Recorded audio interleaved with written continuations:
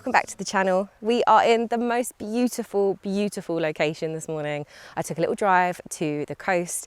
I'm in a new beach that I've never been to before. I'm so blessed that there are literally like, I don't know, about 20 beautiful beaches all along the southeast coast of Ireland. And I walked up this beautiful path up to this beach here with this beautiful landscape. It's like a hidden little kind of trail up to this beach. So I'm literally the only person here. And the reason I'm here today is to collect some washed up seaweed so that I can make some beautiful fertilizer for my garden. So I am thinking about spring at the minute, guys. So yeah, the reason I'm here today is to collect some seaweed. I basically only used seaweed feed as the only liquid fertilizer on my garden this year. So I had some amazing results. It's the only thing that I fed my tomatoes, my kale. Obviously when I plant out my plants, I do obviously put in a handful or two of chicken manure pellets, but other than that, seaweed is literally my little secret weapon in my garden. So today I'm going to be harvesting some that's washed up on the beach.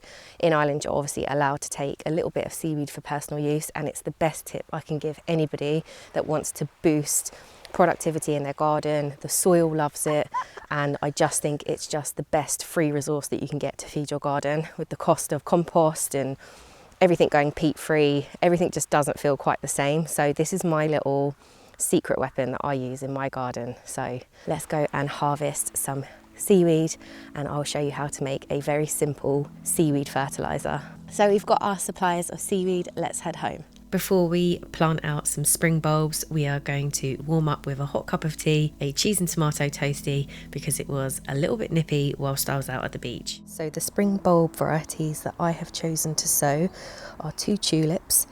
I have a dwarf tulipa, which is a gorgeous cream and red kind of striped variety, which looks absolutely gorgeous. And then I have a gorgeous pink tulip that has beautiful frills on the end of each of its petals. So that should be super interesting if it sprouts up. The last spring bulb I'm going to pop in is something I've never actually seen before, and it's a fritillaria, which looks super cool. I think it looks so exotic.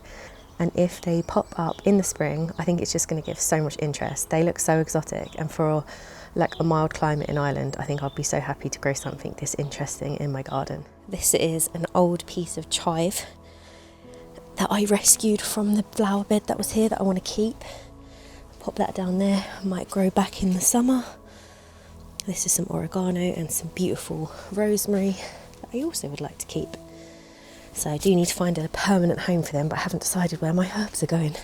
So I've never planted spring bulbs before, so I'm just going to check the back of the packages to see how far I need to put them down. So the tulips are 6 inches. Both packs of tulips are 6 inches, and the exotic looking snakeskin petaled bulbs, fritillaria, I think I've said that right, they only need to go down 2 inches. So they're actually called a snake's head lily. That's kind of cool. When it comes to flowers, I feel like my knowledge isn't quite there yet. So with this new flower bed, I do feel a little bit unsure about what to plant next. But I did have a lovely comment in the last video for a flower that I could grow next year to help bring in some more pollinators. Katie recommended I try some sweet peas. I have never grown them before, but after a little garden Google, I found a stunning variety called Wild Italian that have these really pretty purple and lilac petals. I have heard sweet peas are grown specifically for their scent, which I'm very intrigued by, so I now have my heart set on growing this variety. So a big thank you to Katie for this suggestion. It is greatly appreciated. A couple of days after planting out the spring bulbs, the weather took a dive. We had a seriously cold snap of weather, and the whole garden has completely frozen over.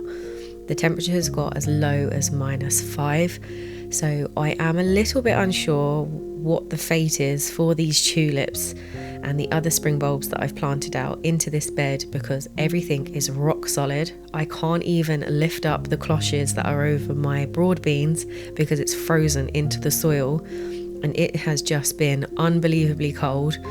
for my location. I know in a lot of other areas around the world you have much colder winters than what we do, and yeah, I'm a little bit unsure whether the tulips and the fritillaria are going to be okay, but I'm just going to hold out and keep my fingers crossed that hopefully we have something spring up and the frost hasn't damaged the bulbs too much. The other spring jobs that I want to get done today is mulch some of my fruit trees. So I'm going to go ahead and put on some farmyard manure onto the base of my raspberries just to give it that new lease of life. And then over here I have a little sprout and broccoli that I've never actually shown you guys before. So I'm going to give that a little bit of a mulch. It was looking kind of sad at the start of the week. I thought it was dying because it might not have had enough nutrients, but actually it's perked up. So I think it was just the cold kind of snap of temperature that we had last week that made it kind of droop a little bit, because he's looking fit and healthy today. So I'm just going to give that some manure, because that has been growing in there for a very long time. So that'll give it the little boost that it needs. It has started to sprout on top, so I don't know if that's too premature or not. I'm not sure because I've never actually grown this plant before, and the aim of the sprout and broccoli was to give me something in that kind of hungry gap whilst you're waiting for obviously all your seeds to start. After having such great results last season with the seaweed tea, it prompted me to do some research into its properties to understand why it's so good for the garden. The mixture that I'm going to be making today will contain almost all of the micronutrients that the plant needs to grow and be healthy, and it's also packed full of hormones that are essential to your plant's health. And it being in a liquid form means that all of that goodness is immediately available to your plants when you use it.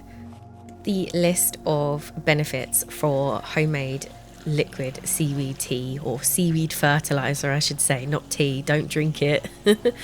I will pop a little link in the description if you want to do a bit more reading up on the benefits of it, but my list could go on and on and on about the benefits for it. So let's get into making the seaweed tea. It literally could not be any simpler than what I'm about to show you. To make the seaweed tea, you want to just rinse out what you collected from the beach. So you want to remove the sand and all the other debris, just so that you have a nice mixture that goes into your final kind of brewing container. Once you have your seaweed all washed off and looking lovely, it's ready to go into its container. So you just want to pop everything that you collected into a container that has a lid, and then you want to fill this to the brim with rainwater. You want to leave this seaweed and water mixture to soak for a minimum of 6 to 8 weeks before you use it. And that is to allow time for all that goodness to kind of leach into the water that you can then obviously use on your plants. So when you go to use this, it's going to be quite a potent strength mixture, so you're going to need to dilute it. So I tend to do 1 part fertilizer to 10 parts water. But as you start to use it, you'll understand the strength that you have in your mixture.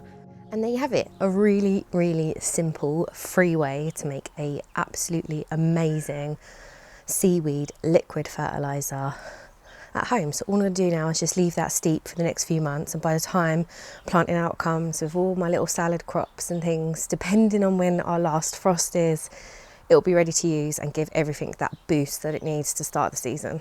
So if you don't live by the sea, or you're not able to harvest seaweed fresh from your local coastline, then there are other options. You can definitely substitute this for nettles. I may even do nettles in a few months when they're kind of springing back into life.